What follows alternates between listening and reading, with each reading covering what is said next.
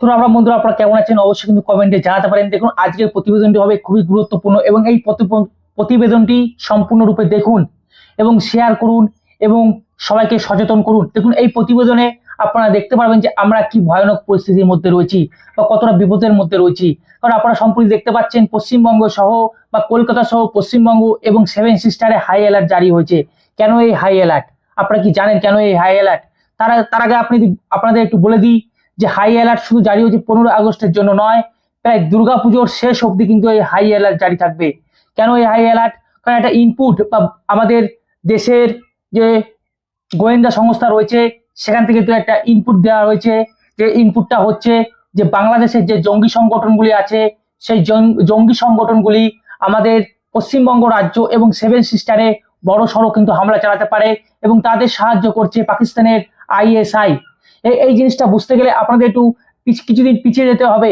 তো কিছুদিন আগে আমেরিকায় গিয়েছিলেন পাকিস্তানের মুখ্য সচিব এবং সেখানে গিয়ে তিনি তা ইকোনমিক্স পত্রিকায় বক্তব্য রেখেছিলেন এবং তিনি বলেছিলেন ভারত যদি আবার পাকিস্তানে আক্রমণ করেন তাহলে পাকিস্তান কিন্তু এবার পূর্ব দিক থেকে আক্রমণ করবে।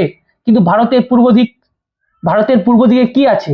ভারতের পূর্ব দিকে তো একটাই দেশ আছে, সেটা কিন্তু বাংলাদেশ।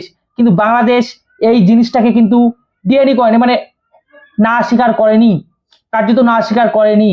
এবং সম্প্রতিকালে আমরা দেখতে পাচ্ছি যে বাংলাদেশে শেখ হাসিনা নেই, তারপরে প্রধানমন্ত্রী হয়েছে ইউনূস মিয়া এবং ইউনূস মিয়ার কাজই হলো মানে ইউনূস মিয়া যে ক্ষমতা এসেছিল সে একটি কাজ করে ক্ষমতা এসেছিল, তা হলো ভারত বিদ্বেষী বা ভারতকে অস্থিরতা করে তোলা।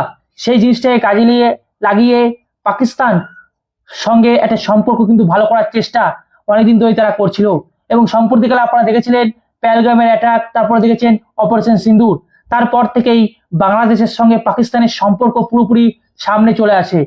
সম্পর্ক শুধু নয়, আপনারা দেখেছেন যে পাকিস্তানের যে আইএসআই রয়েছে সেই আইএসআই নেতারা কার্যত বাংলাদেশে ঘোরাঘুরি করছে, দেখে বেড়াচ্ছে এবং তারা এতদিন পর্যন্ত ঘোরাঘুরি করে তাদের যে সেনানিবাস তৈরি করা সেই সমস্ত সেনানিবাস কিন্তু তৈরি হয়ে গেছে। এছাড়া আপনারা দেখেছেন সম্প্রতিকালে যে পাকিস্তানের থেকে জাহাজ আসছে এবং সেই জাহাজ নিয়ে আমি লাইভে বলেছিলাম সেই সমস্ত জাহাজে অস্ত্র এসেছিল যতদূর সম্ভব মনে হয় সেগুলো বিনা চেকিং এ কিন্তু বাংলাদেশে ঢোকানো হয়েছিল। এরপর থেকে যে নিউজগুলো বেরিয়ে আসছে সেগুলো খুবই মারাত্মক, কারণ এক এক করে আমি এবার তুলে ধরছি। কিছুদিন আগে হোম রেডিওতে একটি সাংকেতিক কথাবার্তা কিন্তু ধরে ফেলে সেক্রেটারি অমরেশ নাগ, যেখানে কিন্তু বাংলাদেশ থেকে উর্দু ভাষায় পশ্চিমবঙ্গের বনগাঁ এবং বসিরহাটের বেশ কিছু জায়গায় মানে বলা হচ্ছিল এবং সেখানে বলা হচ্ছিল মূলত বাংলা যদি পড়ি আমি, বলা হচ্ছিল আলু, পেঁয়াজ, পটল এই সমস্ত শাকসবজির নাম ধরে বলা হচ্ছিল। কিন্তু সাংকেতিক কথাবার্তা সেগুলো কোথায় আসছে? যশোর থেকে পুরোপুরি আসছে বনগাঁ ও বসিরহাটের। এবং কার্যত মনে করা হচ্ছে এই যশোর, বসিরহাট এবং এছাড়া পশ্চিমবঙ্গের আরো বিভিন্ন জায়গায় বাংলাদেশের যে জঙ্গি সংগঠনগুলি ছিল সেই জঙ্গি সংগঠনগুলি ধীরে ধীরে কিন্তু সক্রিয় হচ্ছে বা সক্রিয় হয়ে গেছে। কার্যত এই সক্রিয়তা হয়েছে এই যে অনুপ্রবেশকারী, সেই অনুপ্রবেশকারীর মাধ্যমে। যখনই আমি কোনো অনুপ্রবেশকারী নিয়ে ভিডিও তৈরি করি তখনই আমাদের রাজ্যের কিছু পাগল লোক আছে যারা বলে কিছুই হবে না, ওইসব কিছুই হবে না। আজকে তাদেরকে বলবো আমার এই প্রতিবেদনটা দেখুন একটু দয়া করে, যে কি করে বাংলাদেশের জঙ্গি সংগঠনগুলি কার্যত অ্যাক্টিভ হয়ে গেছে পশ্চিমবঙ্গে। তাই কারণে আজকে পশ্চিমবঙ্গে এবং সেভেন সিস্টারে হাই অ্যালার্ট জারি হয়েছে। শুধু স্বাধীনতার দিন নয়, স্বাধীনতার দিন থেকে শুরু করে পুরোপুরি দুর্গাপুজো পর্যন্ত, দুর্গাপুজোর শেষ দিন পর্যন্ত এই হাই অ্যালার্ট জারি থাকবে। কারা কারা এই সঙ্গে জড়িত রয়েছে আপনাদের একটু আমি জানিয়ে দিই। দেখুন, জামাতে ইসলাম, কারণ আপনারা সকলেই জানেন এই যে ইউনূস মিয়া ক্ষমতায় এসছে, ইনি কিন্তু এই জামাতে ইসলামের হাত ধরেই ক্ষমতায় এসছেন। আর এই জামাতে ইসলাম সরকারের কারণে বিগত কয়েক মাসে একাধিক জঙ্গি সংগঠন কিন্তু সক্রিয় হয়ে গেছে বাংলাদেশে। কারণ এর আগে দেখতাম শেখ হাসিনা ছিল, শেখ হাসিনার কালে কিন্তু এই সমস্ত জঙ্গি সংগঠনগুলি কিন্তু সক্রিয় হতে পারেনি। কার্যত যেদিন থেকে এই ইউনূস মিয়া বাংলাদেশের প্রধানমন্ত্রী হয়েছে সেদিন থেকে এই সমস্ত জঙ্গি সংগঠনগুলি কিন্তু সক্রিয় হয়েছে এবং পাকিস্তানের সঙ্গে তারা আতাত করেছে। এবং আইএসআই এর কর্তারা এই বাংলাদেশে কার্যত ঘুরে বেরিয়েছে, দেখেছে এবং ভারতের বর্ডারও পর্যন্ত তারা ঘুরে বেরিয়েছে, ভারতের বর্ডারের কাছে পর্যন্ত তারা ঘুরে গেছে যে কোথা থেকে কি হবে কি না হবে। এছাড়াও রয়েছে আরো অনেক জঙ্গি সংগঠন, যেমন নাম বলা হচ্ছে হরকত উল জিহাদি ইসলামী এবং আনসারুল্লাহ বাংলা টিম। এই আনসারুল্লাহ বাংলা টিমের একটি নেতা আপনারা সকলেই চেনেন, যাকে ইতিমধ্যে এর আগে কিছুদিন আগে বাংলাদেশের সরকার এই ইউনুস মিয়া তাকে কিন্তু ছেড়ে দিয়েছিল।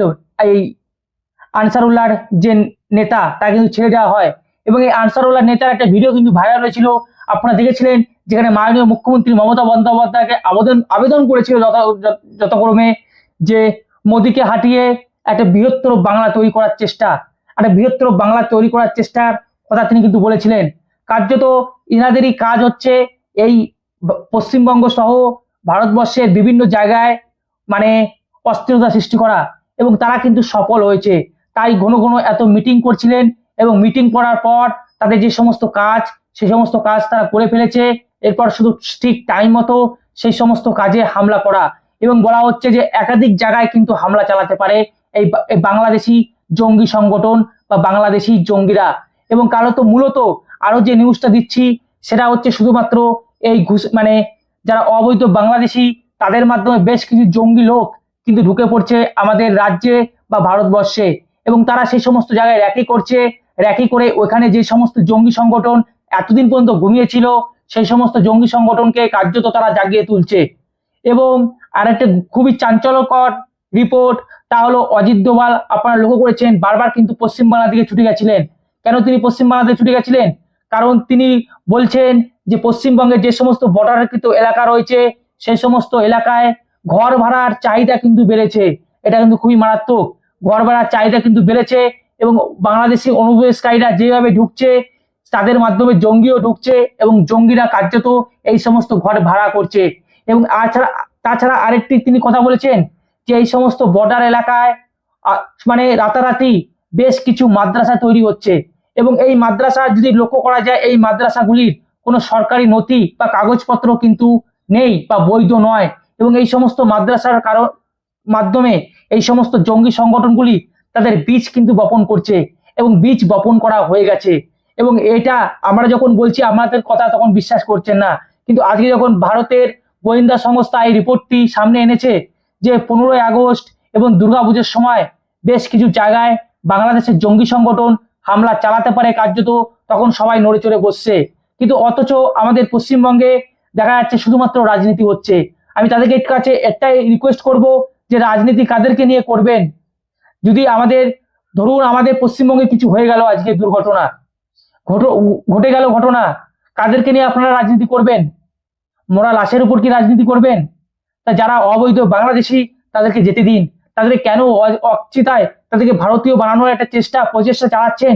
অন্তপক্ষে পশ্চিমবঙ্গের রাজ্য সরকারকে আমি কাছে প্রার্থনা করব, এই যে আপনাদের জন্য আজকে এই অবৈধ বাংলাদেশের মাধ্যমে জঙ্গিরা সব ঢুকে পড়ছে, এবং জঙ্গিরা ঢুকে পড়ে পশ্চিমবঙ্গ সহ ভারতের বিভিন্ন জায়গায় ছড়িয়ে পড়ছে, এবং শুধু ছড়িয়ে পড়া না, তারা কার্যত র্যাকি করে তারা আরো যে সমস্ত জঙ্গি সংগঠনগুলি রয়েছে তাদেরকে অ্যাক্টিভ করার চেষ্টা করছে। আর আপনারা এদিকে রাজনীতি করে যাচ্ছেন। কার্যত একদিকে দেখা যাচ্ছে সে অবৈধ বাংলাদেশিদের ভারতীয় বানানোর একটা চেষ্টা চালাচ্ছে তৃণমূল, আর বিজেপি বলছে না না এরা ভারতীয় নয়।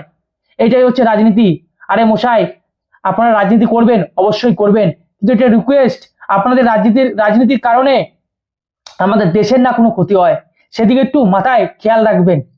তো ভালো থাকুন, সুস্থ থাকুন। আমি আবারও বলছি, এই যে প্রতিবেদনটি করলাম এটি কোনো ভীত ছড়ানোর জন্য নয়, শুধুমাত্র সাবধান যে আপনাদের পাড়ায় যদি কোনো অচেনা লোক দেখেন অবশ্যই পুলিশকে কিন্তু আগে খবরটা দিন, যে কিভাবে বাংলাদেশের জঙ্গি সংগঠন কার্যত আমাদের পশ্চিম বাংলায় ছড়িয়ে ছিটিয়ে রয়েছে, এবং তারা ঘুরে বেড়াচ্ছে। যে কোনো সময় তারা বড় কিছু একটা ছক কিন্তু কষতে পারে বা হামলা কিন্তু চালাতে পারে, এবং একাধিক জায়গায় কিন্তু হামলা চালাতে পারে। তো এই ছিল আমার প্রতিবেদন। যদি ভালো লাগে অবশ্যই চ্যানেলটিকে সাবস্ক্রাইব করে দেবেন।